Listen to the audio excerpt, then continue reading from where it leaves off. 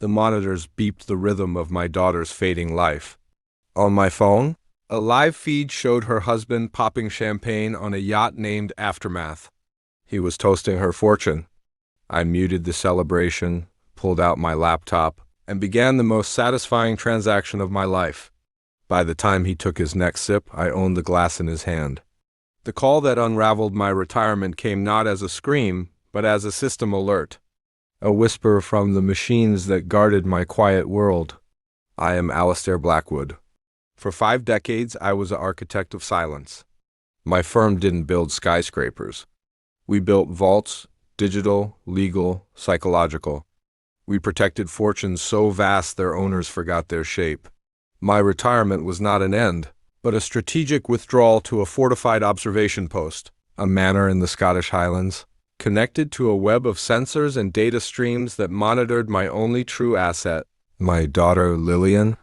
The alert was from Project Aegis, a suite of monitoring protocols I'd established when Lillian married Sebastian Thorne. It wasn't distrust, but professional habit, a risk assessment. Sebastian was a venture capitalist, with a smile like a liquid, asset constantly flowing, adapting, covering terrain. He passed every public check. My private checks, however, logged anomalies, tiny leaks in the narrative. The alert was specific, a cascade failure in the family trust integrity subroutine. The Lillian and Future Generations Fund, a bulletproof trust I'd engineered, had been breached. Not hacked from outside, but drained from within. Authorized signatures, correct encryption keys, a transfer of £475,000 to a shell corporation registered in the Cayman Islands, which then dissolved into a cascade of cryptocurrency swaps. The system flagged it because of the timing. The transfer was initiated at 3:02 mGMT. Lillian's biometrics, monitored via a discrete wellness bracelet, showed her in a state of deep, chemically induced sleep at that exact moment. Sebastian's phone, however, was active, its location pinging off the cell tower near their Chelsea townhouse. His financial key fob, a device with a physical fingerprint sensor, registered use. The conclusion was inescapable and cold. Sebastian had waited for his wife to be asleep, likely aided by a sedative in her evening tea, purchased by him the week prior, according to a pharmacy receipt scanned by Aegis, then stolen from their unborn child's future. But the alert was just a precursor. The main event was a video file, automatically uploaded from nannycam disguised as a smoke detector in their bedroom, triggered by motion after 3 a.m. The footage was grainy infrared. It showed Sebastian entering the room. He didn't look at Lillian. He went to her vanity, opened a jewelry box, and removed not the expensive pieces, but a simple, worn velvet pouch. He spilled its contents into his hand, a child's milk tooth, a lock of hair, a flattened penny from 1995, the relics of her innocence. He stared at them for a long moment, his face unreadable in the monochrome green. Then, with a gesture of utter contempt, he dropped them into a small, bronze wastepaper bin by the desk. He then picked up her tablet, entered a password he had observed, and initiated the fund transfer. The process took 4 minutes. He watched the confirmation screen, nodded once, and left. The violation was ontological. He wasn't just stealing money. He was symbolically discarding her past to fund his future. This was no longer greed. It was erasure. I felt a calm descend, the kind that precedes a hurricane. Emotion was data. Rage was an unsecured liability. I opened a secure line to my sole remaining active protégé, a woman named Kellen who now ran the firm's most discreet operations division. Alistair, the night is young here. This is not a social call. Her voice was a cool melody. Kellen, Aegis has been breached. Level 9 violation. The asset is Lillian. The threat is internal, resident, and has just escalated to hostile. I am authorizing custodian protocol, full spectrum containment and reclamation. Budget, unlimited. Priority, absolute. A pause. I could hear her shifting from leisure to war footing. Custodian understood parameters. First, immediate physical extraction and secure isolation of Lillian. Medical assessment for chemical agents. Second, complete financial and digital freeze on Sebastian Thorne. Every account, every line of credit, every digital wallet. Make him a ghost in the machine. Third, I want a deep crawl forensic audit. I want to know the price of every lie he's ever told. Where is he right now? Keys clacked. Tracking his phone? He's moving, heading east. Car service, wait, flight manifest, check. He has a book ticket, private charter, from London City Airport to Nice, France. Departure in 2 hours. The aircraft is registered to a shell company. One of his? It seems the theft was a down payment. He's running, but not before a victory lap. Find out what's in Nice. More clicks. Cross-referencing with his calendar and communications. There's a high-value clandestine auction at the Villa de Lure tonight. Anonymized bidding for non-standard assets. He's on the list. Lot item is vague. A key to a new kingdom. Reserve is rumored to be 5 million euros. So that was the play. Steal the liquid assets, convert them into an untraceable, high-value token at a black market auction. Hey, that could be anything, from a new identity package to a controlling stake in a clandestine data haven and disappear. He thinks he's buying a new life with my grandchild's inheritance, I said. We need to be the auctioneers. Alistair, the Villa de Lure, is run by the Syndicate de Lomber. They are not a corporate entity you can acquire. They are a tradition, a secret society of thieves. Every society, I replied, pulling up a different database on my screen, has a ledger, and every ledger has a keeper. Find me their keeper. The flight to Nice was a bubble of focused silence. Kellen worked remotely, her digital tendrils probing the syndicate. I reviewed the deepening audit on Sebastian. It was a masterpiece of mediocrity. His entire life was a borrowed suit. His Oxford degree? A forgery purchased from a bankrupt printer in Belgrade. His family owed money? A narrative constructed by a washed-up PR agent, backed by rented estates for photoshoots. His venture capital successes? A Ponzi scheme shuffling money from new investors to pay returns to old ones. Lillian's trust fund was to be the final, glorious injection to keep the whole shaky edifice from collapsing before he could vanish.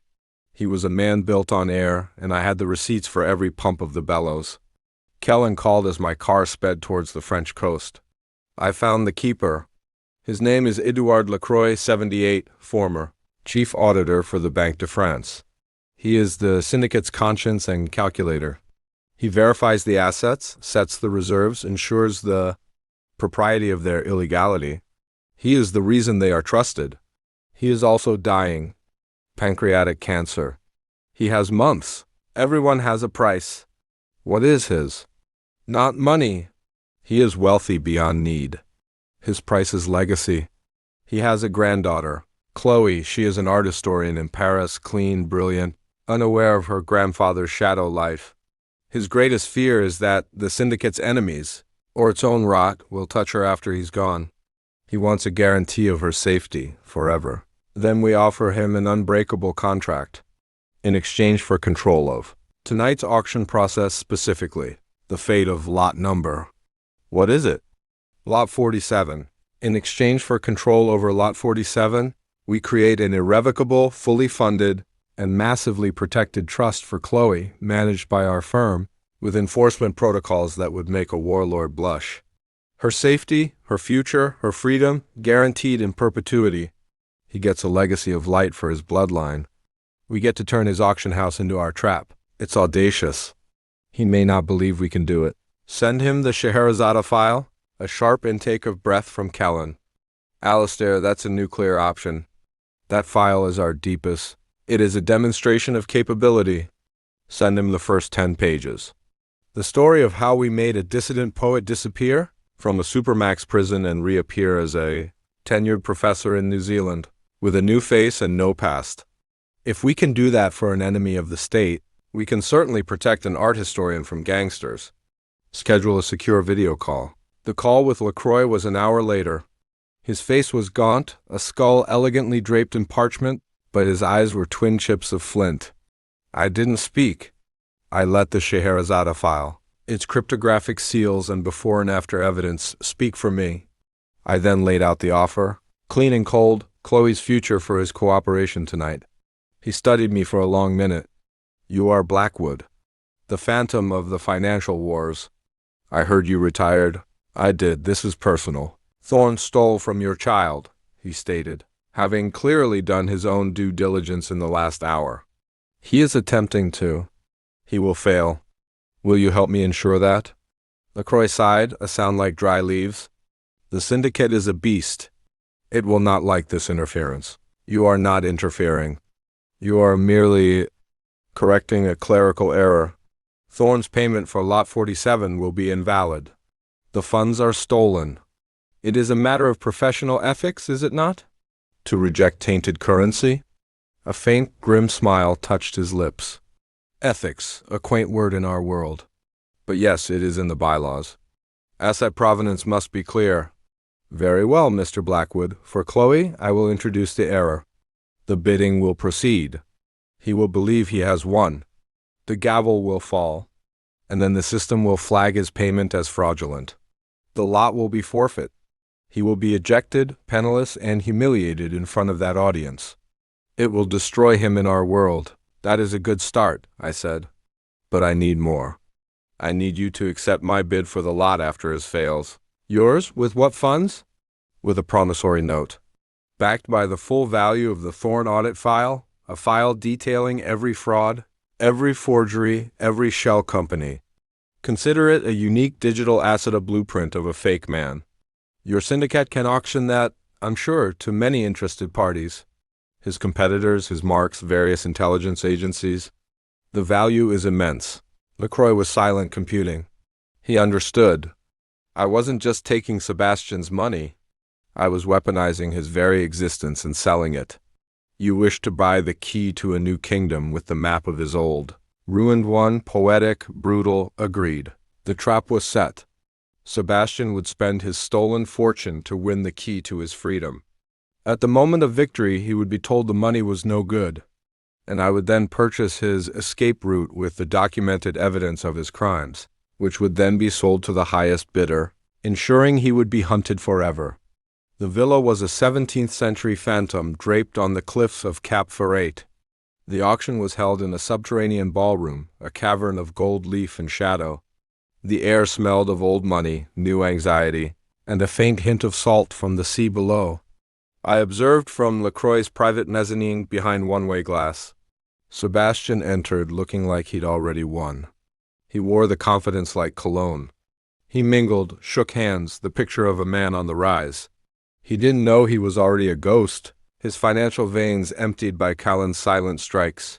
His cards would decline, his crypto wallets would show zero balances, all timed to create a precise, cascading failure. The auction began. Lots were arcane, a lost Shakespeare folio, a vial of purportedly immortalizing serum, the coordinates to a forgotten shipwreck laden with platinum. The bidding was conducted with subtle gestures, nods, raised fingers, a language of quiet excess. Then Lot 47, the auctioneer, a woman with a voice like smooth marble, described it. A curated identity. Not merely papers, but a history. A life built over a decade, tax records, medical files, digital footprints, social connections. A fully formed persona in a country with no extradition. The key is the access protocol to this life. The reserve is 5 million euros. The bidding was fierce. Sebastian waited, as I knew he would. He let the sharks tire themselves. At 7.5 million, he entered.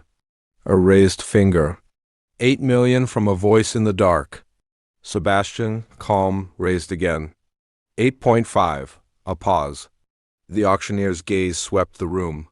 Going once. Going twice. Sebastian's lips curved into a smile. I could see it from my perch. Sold. The gavel fell. The smile widened, triumphant. He stood, accepting a few muted congratulations, and moved to the side chamber for settlement. This was the moment. LaCroix, from his control station, initiated the clerical error. I watched on a monitor, linked to the settlement room camera. Sebastian presented his digital wallet. The cashier scanned. His smile faltered as the cashier's expression turned puzzled. The cashier tried again, then leaned in and whispered. Sebastian's face went from confusion to disbelief, then to a cold, hard panic. He tried another method, and another. All frozen, zeroed out. That's impossible. He hissed, loud enough for the mic to pick up. Check again. The funds are not there, sir. The transaction chains lead to empty wallets. The fiat transfers are reversed. The payment is invalid. Call your superior. Now. The cashier nodded, and Lacroix himself entered the room, playing his part with solemn regret. Monsieur Thorne, there seems to be an issue. Our protocols are clear. Tainted assets cannot complete the purchase. The lot is forfeit. You must leave. You can't do this. I won that lot. The money was there. Was it yours? Lacroix asked, his voice dropping. Our audit suggests it was siphoned from a family trust not in your name. A serious matter. You may wish to leave, before we are forced to involve broader questions of provenance. Sebastian was ejected, not by guards, but by the weight of his own humiliation. The eyes of the room, once admiring, now followed him with predatory interest. In this world, failure was a stench. He was ruined here. As he stumbled out, Lacroix returned to the podium. An adjustment. Lot 47 is reoffered. A new bid has been registered, pre-verified. He announced my bid a unique digital asset, the Thorne audit file. A murmur went through the crowd. They understood. They were being offered not just the key, but the corpse of the man who just lost it. The symbolism was delicious to them. There were no counterbids. The gavel fell. Lot 47 was mine. I had Sebastian intercepted in the villa's sprawling gardens, overlooking the moonlit Mediterranean. He was pacing near a fountain, talking frantically into a dead phone. Kellen had jammed his signal. Looking for a signal, Sebastian? It's gone. They're all gone? He spun, wild-eyed. Seeing me, his confusion deepened, then curdled into a dawning, horrific comprehension. You, what? What have you done? I've completed your audit, I said, my voice calm against the splash of the fountain. The figures didn't add up, so I corrected them. To 0. Across the board, you can't. My money was never yours. The trust fund is restored. The investors you defrauded are being notified anonymously. Your shell companies are dissolving. The aircraft you flew here on has been repossessed mid-flight and diverted to a hangar in Lyons. The clothes you are wearing were purchased with a credit card I just canceled. You are, at this moment, a man with nothing but the air in your lungs, and I'm considering calling that in too. He staggered, leaning against the fountain's edge. The bravado was gone, replaced by the raw terror of an animal realizing the cage door is locked. What do you want? I'll give it back. All of it. It's already back. No, Sebastian. This isn't a negotiation. It's a sentencing. You have 2 paths. Path A, you come with me now. You will be taken to a remote location. You will sign comprehensive confessions for every fraud. You will grant me power of attorney over the hollow shell of your existence. In return, you will live a small, monitored life with basic comforts. You will never contact Lillian or anyone from your past. You will be a non-person. His eyes flickered, looking for an angle. And path B? Path B is you walk away from this fountain. You try to run. You will find that every door is closed. No country will take you. No bank will touch you. You will be homeless, hunted by the people you stole from and by the clients of the syndicate who just bought the blueprint to your destruction. You will be a piece of meat in a jungle of wolves. You will beg for Path A before the week is out, but the offer will have expired. The fight left him in a rush. He slid down the fountain, sitting on the damp stone, head in his hands. The portrait of a deflated king. She was supposed to love me, he mumbled, a pathetic, final bid for sympathy. You were supposed to be real, I replied. You were a forgery, and I'm a specialist in authenticating forgeries. The result is always the same. They are revealed and then they are worthless. He chose path A. Sebastian Thorne lives in a cottage in Orkney. He has a garden, a computer with no internet, and a monthly stipend for groceries. He is a living, breathing entry in my ledger, a closed account. Lillian recovered. The sedative left her system. She was devastated, then furious, then strong. The baby, a girl named Ilara, was born 6 months later, healthy and fierce. I set up a new trust for her with defenses designed by Kellen. It is Fort Knox for a soul. As for me, I returned to my highlands. The quiet has a different texture now. Not the quiet of absence, but the quiet of a balance sheet where every column finally adds up. The world runs on hidden ledgers. Debt and credit, loyalty and betrayal, truth and lies. Most people only see the surface transactions. But the real power, the real security, lies in understanding the underlying assets. In auditing the stories you're told. In holding the paper on your own life. If this story of strategic reclamation resonated with you, if you believe in protecting your peace with meticulous planning and unwavering resolve, then do this for me. Like this video. It tells the algorithm to share these lessons with others who need to build their own defenses. And subscribe to the channel.